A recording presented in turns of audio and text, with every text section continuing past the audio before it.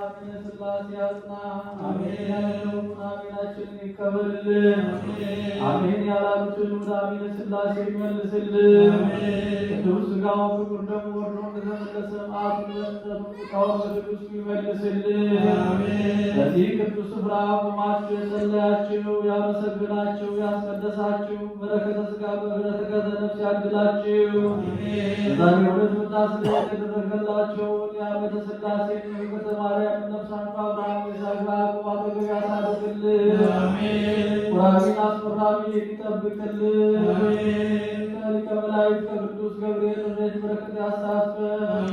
ያችን አማላጅነት አይለየን ብርሃነ ትንሣኤውን ለሁላችን ያብራልን